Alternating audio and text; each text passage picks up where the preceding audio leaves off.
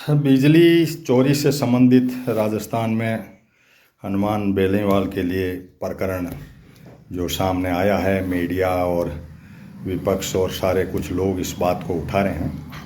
मैं भी अपनी उसमें बात रखना चाहता हूं और इसमें सवाल खड़े करना चाहता हूं कुछ, तो उसको ध्यान से सुनना।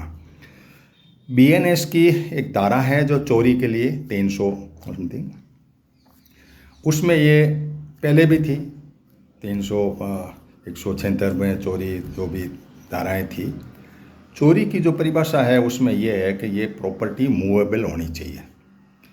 बिजली का सुप्रीम कोर्ट तक मैं फैसले देख रहा था, बातें गई तो सुप्रीम कोर्ट भी हद पर रह गया कि इसको माने क्या, गुड्स माना और सर्विसेज में माना, क्योंकि जीएसटी लगती है। जब आपकी जीएसटी लगती है तो गुड्स है और सर्विस है, इसमें आप कमी बेसी ले सकते हैं, लेकिन चोरी नहीं कैसे कह सकते हो। जीएसटी की चोरी कैसे हो सकती है, वो मुद्दा सवाल यहाँ आता है कि भाई जीएसटी की चोरी जो है बिजली विभाग के द्वारा जो है वो चोरी के अंदर प्रॉपर्टी मूव करनी चाहिए एक जगह से दूसरी जगह। बिजली को कहीं मूवेबल और इसके बीच में ऐसी फटी कि मूवेबल प्रॉपर्टी नहीं माना गया। दूसरा सवाल ये बनता है कि ये प्रॉपर्टी मूवेबल है या इमूवेबल, इस पर अपन चिंतन करें। दूसरा सवाल ये बनता है कि बिजली जो है, जो पैदा करने वाला आदमी है और जो 5 कंपनियां हैं उनके हम शेयर होल्डर हैं, यानी हम मालिक हैं उसमें। बिजली पैदा करने से लेकर के बिजली के डिस्ट्रीब्यूशन तक हमारा भी शेयर है और सरकार शेयर ले रही है हमारे से। तो मालिक खुद की चोरी कैसे कर सकता है? अब गड़बड़ जाला ये है कि जिन लोगों ने ये सिस्टम बनाया गुड्स को सर्विस देने के लिए, उस सर्विस के अंदर कमी है। जैसे सांडा एक कंपनी है जिसको काम दिया गया कि भाई आप जहाँ भी फॉल्ट होता है उसको आप तुरंत निकालें, एफआरटी के तहत आप टीमें लगा दें और 5 अरब रुपए हम आपको दे देंगे। तीनों डिस्कॉम के लिए दे दें, 2 जो ट्रांसमिशन के डिस्कॉम है। सांडा बिल्कुल नहीं कर रहा है, उसको कोई कहने वाला नहीं है। इंजीनियरों पे दबाव जरूर है, वो फॉल्ट निकाले नहीं निकाले, 4 घंटे के अंदर निकालना है, 1 मिनट में उसको जो है फ़ोन उठाना है, ये सारा कानून उसके साथ एग्रीमेंट है, इस बात के पैसे मिल रहे हैं। वहाँ कुछ भी नहीं हो पा रहा है, सरकार बिल्कुल मौन है, चुप है, क्योंकि वहाँ कमीशनबाजी होती होगी या सरकार के साथ मिली भगती होगी या चुनावी चंदा होता होगा। अब आप एक कंपनी जो पैदा कर रही है वहाँ पे नाप हो रहा है, आपने नाप ली कितने मेगावाट बिजली पैदा की, उसको 700, 400, 132 और 33 और 11 के साथ में आपने इस तरह से ट्रांसफार्मर लगा लगा के और कंज्यूमर तक बिजली दे दी। बुआ का भतीजा बिल भर रहा है, ये तो मैं मान सकता हूँ, क्योंकि हमारे यहाँ पे जो सिस्टम है उस सिस्टम के अंदर ऐसा सिस्टम है कि हमने फ्लैट रेट कर रखी है। ऑटोमेटिकली हमारे लोड बढ़ाए जा रहे हैं बिजली वाले। हमारा वो अपीलेंस यदि 30 का है लेकिन ये 35 और 40 का बिल पेमेंट ले रहे हैं फ्लैट रेट से, तो इसके मायने हुआ कि चोरी करने वाले का बिल साहूकार भर रहा है। बिजली घर को कोई लॉस नहीं, क्योंकि आप तो हर जगह नायक, आपने बिजली पैदा की, वहाँ से खरीदी ना, तो पैसे दिए, खरीदने के बाद में आपके 700 में आया, वहाँ भी बिजली नपी, 700 से आपका बिजली 400 में आया, वहाँ भी बिजली नापी। बिजली नापते नापते बीच में आपने मैक्सिमम 27% का लॉस कवर किया, वो आपके डेटा है कि भाई इतना लॉस। तो बीच में जब बिजली इधर से इधर जाती है तो बीच में हवा में इधर उधर हो जाती है, तो वहाँ उसको चोरी मानो, कैसे मानो, कैसे क्या क्या मानो, लॉसेज जरूर होते हैं।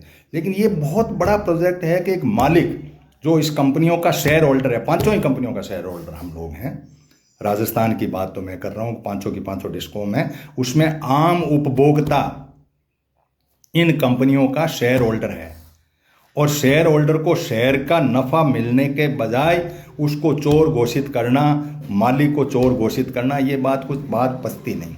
इनकी कमजोरियां हैं कि ये न तो प्रॉपर नापते, वो ठेकेदार के कहने से उसकी यूनिटें ज़्यादा लिख के पैसे का एडजस्टमेंट करके और सारा कंज्यूमर पे लोड दे देते हैं। प्रॉपर नाप होता नहीं, पैदा करने वाला ज़्यादा पैसे ले लेता है, फिर वो डिस्ट्रीब्यूशन होते होते लॉसेज में जोड़ जोड़ा करके कहते हैं कि इतनी बिजली हमारे हैं, तो घाटा होता है। फिर इनकी परचेजिंग का जो मटेरियल है, आप ऐसे मीटर कभी स्मार्ट लगा रहे हो, कभी इलेक्ट्रॉनिक लगा रहे हो, कभी किसी प्रकार से लगा रहे हो, आपके गोरख धंधे हैं ये। आप एक बार बिजली के कंज्यूमर फिक्स हैं 33 GSS पे, उसमें भाग दे दो, कि ये बिजली 110 मेगावाट तक यहाँ आई और इसको हमने इतने कंज्यूमर में बांट गए, फिर लोगों की मीटिंग ले लेके भाई अपना अपना देख लेना, हम ये आपके लोड कर रहे हैं, इसके बाद में आपके ऑटोमेटिक बिल आएंगे। यही तो कर रहे हो आप फ्लैट रेट में, 4 घंटे की करके फ्लैट रेट जोड़ के यही तो कर रहे हो। यानी एक भी लॉस बिजली पैदा करने वाला को 1 पैसे का लॉस नहीं। बिजली के डिस्ट्रीब्यूशन में जो लॉस है वो 27%, 30%, मैक्सिमम 27 है, 14-15 ये नाप तोल झूठे सच्चे करते रहते हैं। इन बातों को आप समझो। बिजली का पूरा गोरख धंधा फ्लॉप गेम है, बेवकूफ़ बनाने का गेम है, कंज्यूमर के साथ बहुत बड़ी धोखाधड़ी है। और मैं तो ये कहता हूँ कि कोई बिल भरने का धर्म ही नहीं बनता। कई बार तो यूँ लगता है, मैंने 11,000 का बिल भरा, बिल्कुल फर्जीवाड़े के अंदर, जो आए वो अपना कुछ लिख के चला जाता है। मेरा कंजप्शन ही नहीं, मैं तो बहुत ही सीमित पाव से, मैंने आज तक बिजली के बिल भरे, कभी भी 1 पैसा बिजली का बिल नहीं भरा। मुझे क्या मिला? 2.5 महीने से एक कनेक्शन मैंने 2 ले रखे हैं, एक कनेक्शन 2.5 महीने से बंद पड़ा है। क्या मुझे मुआवजा दे देंगे? मैं तो मालिक हूँ ना बिजली का, मैं तो उपभोक्ता हूँ, तो मैं शेयर होल्डर हूँ। और कौन सी चोरी हो गई भाई? प्रॉपर्टी का या तो परिभाषा बनाओ इसकी, आपने थाना खोल दिया, वो ला करके सीटें भरनी शुरू कर दी, लोगों को धमका दिया, ऐसे करके दुनिया चल रही है। आप इनको सोचो, बिजली वालों को पहले सुधारो, इनको जहाँ भी आए इनके कानून कायदों में जाओ। मैंने वीडियो बनाए हैं बहुत सारे, उनको पढ़ो, शेयर करो। ये बिजली पहले तो जो दी है उसके वोल्टेज कहाँ है, क्यों पैसे दें हम? दी है तो उनका अर्थिंग कहाँ है? हमारे आदमी और पशु मर रहे हैं, क्यों आपने उसके कहाँ मुआवजे हैं? हाँ, आपने जो सिस्टम खड़ा किया बहुत ही गलत सिस्टम का किया। इस तरह से अमेरिका दूसरे देशों में नहीं है, अंडरग्राउंड सिस्टम है सारा का सारा। तार लटका दिए, कहीं तार पड़ रहे हैं, कहीं कुछ पड़ रहे हैं, और चोरी चोरी चोरी का हल्ला कर रहे हो।